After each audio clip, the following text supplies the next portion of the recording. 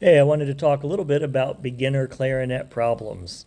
So we know that beginner clarinets often want to flip their hands around, and we know that there's lots of ways to remember it.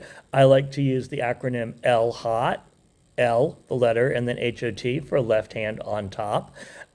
We know we like to talk about how the pinkies have to line up. If you can't feel the pinkies, we know it's not going to work. So if you have a child that's still resistant, you could always get some of these sticky gem things, not a regular sticker, but something that you can really feel. And if you put those on the pinky keys, or at least on one pinky key, then the child can feel without looking. Next thing, they love to have their wrist up high and the fingers aiming down, and the wrists need to be out with the fingers aiming straight in.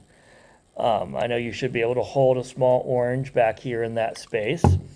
And depending on the space and how it is to get around your room, you might be able to physically kind of reach behind and push out the hand or put a ping pong ball in there.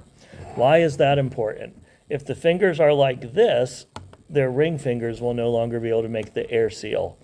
So the issue to almost all, my kid can't hit the low note because they can't make a seal. The issue to almost all of that solution is wrist. Get the wrist lowered. Next thing with making those air seals, once they're pressing, they should have full moon indents. Think like what you might do with a recorder class. If you have them press and hold for a while, and you see a half moon indent, then you know that they're not making an air seal. So you can check finger air seals by literally looking at the fingertips. All right, so those are just a couple of hints. I hope it helps.